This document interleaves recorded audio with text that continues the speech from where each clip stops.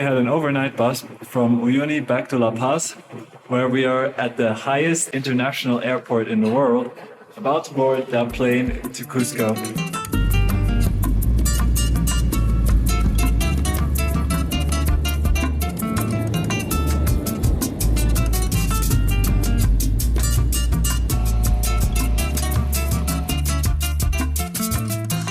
So we arrived to our accommodation in Cusco. It's very cozy. We went through the inner yard of the house. And this is our room. You can see here. It has double floor.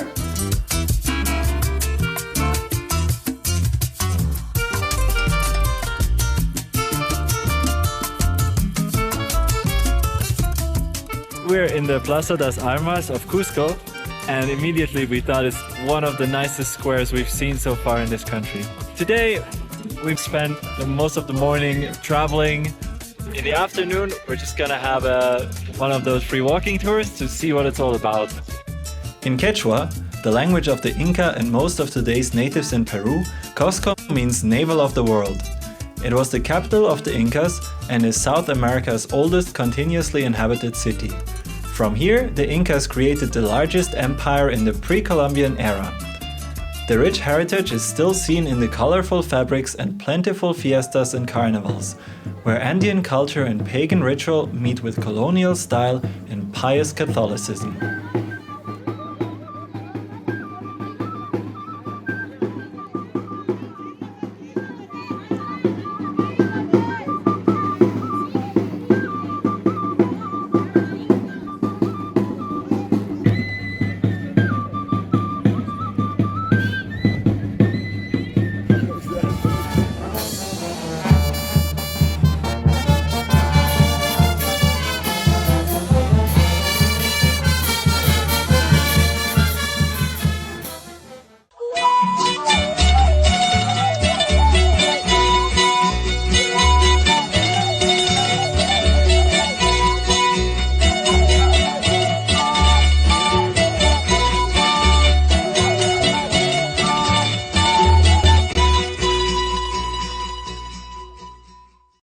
This is the breakfast place in our hostel, in our accommodation.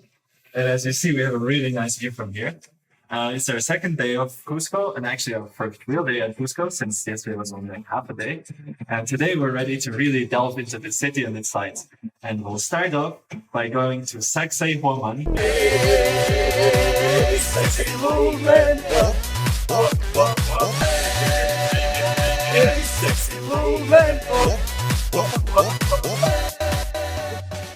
Saqsayhuaman, which is a big Inca fortress up the hill somewhere there.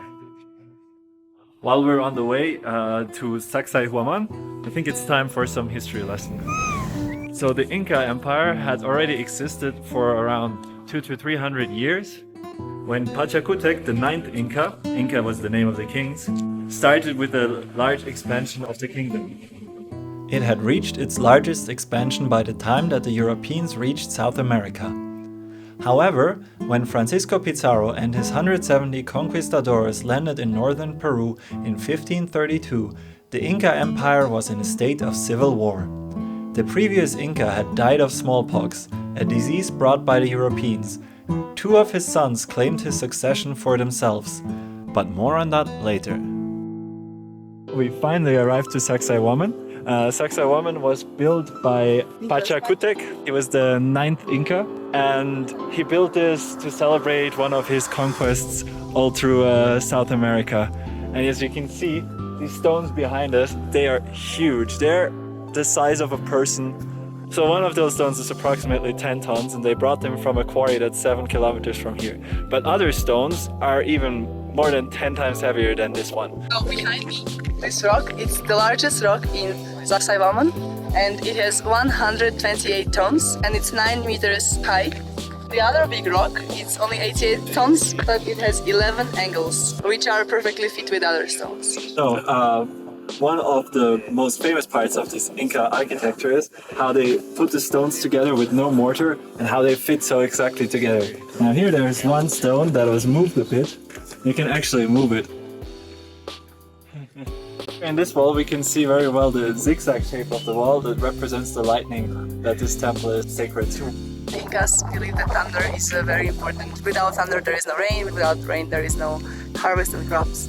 And behind here, this is one of the main doors, and the shape gets thinner towards the top, which is to help it stand against earthquakes. Now back to the history.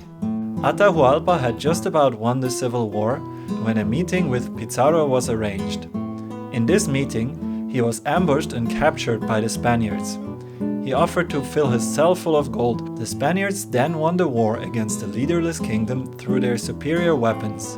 The last and ultimately futile rebellion of the Incas took place 4 years later, with decisive battles at the fortress of Saqsayhuaman.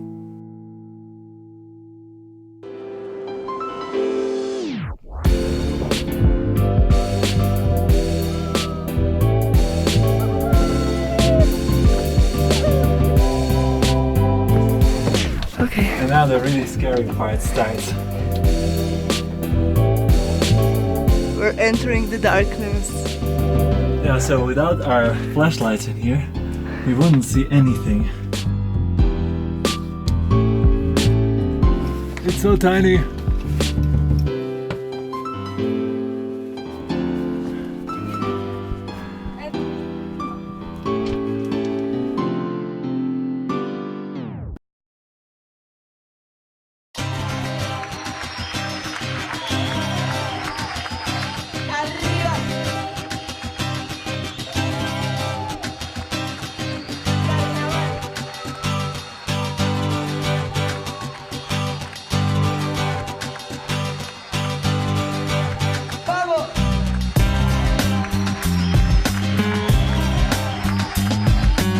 Today is the Corpus Christi holiday, or the end of it. I guess it's a whole week festivity here.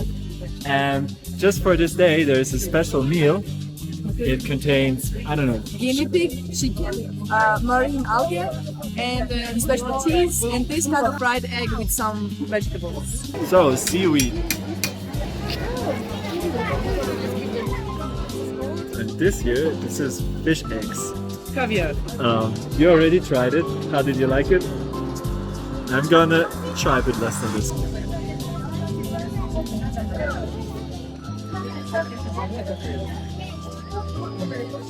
This is a traditional meal, and everyone eats it, like everyone around here.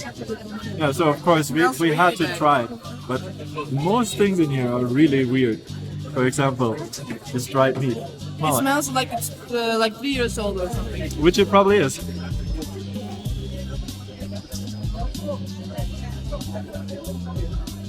But it seems that locals really like it. We appreciate that we had an opportunity to see this custom. This is San Pedro Market. We were already here yesterday with the tour, but of course didn't have the time to buy anything. This building was actually designed or built by Gustav Eiffel, who also made the Eiffel Tower. And apparently he designed multiple markets in South America, just like this one.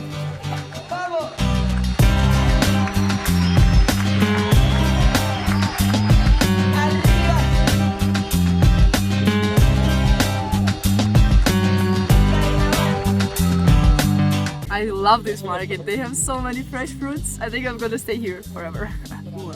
Almost half of the head.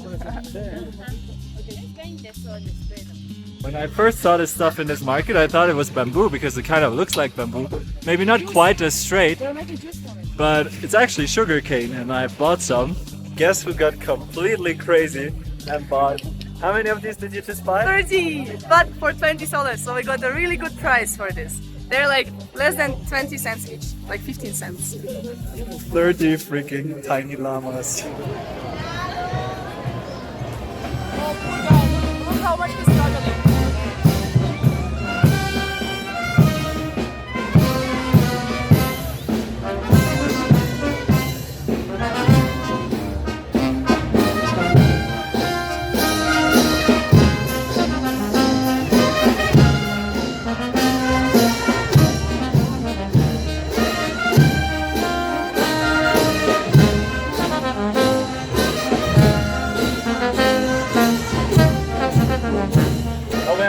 not expect such a huge parade and so many people in the center of the square today. So it's again for Corpus Christi. And have you seen how tortured some of those people look that are carrying these things? And actually, the guide today told us that they do it on purpose, that they're getting tortured. And there was even a guy with a whip who was basically forcing them to carry it as much as possible, and they're like sweating and almost fainting in the main square.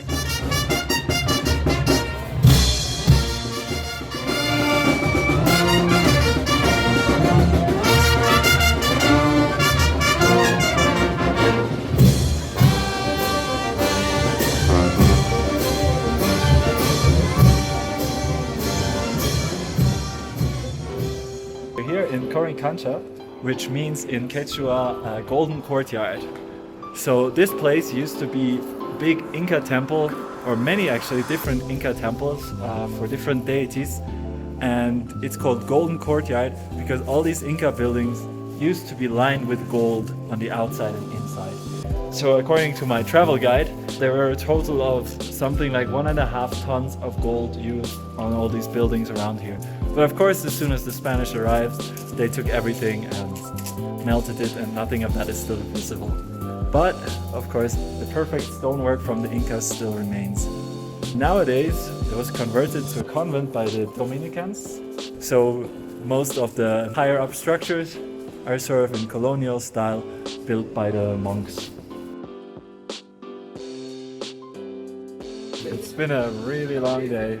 We've seen many things.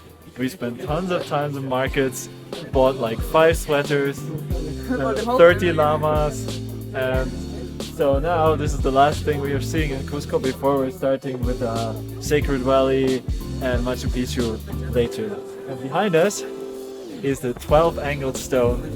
It's famous because, well, you know how the Inca walls, they fit the stones together very exactly.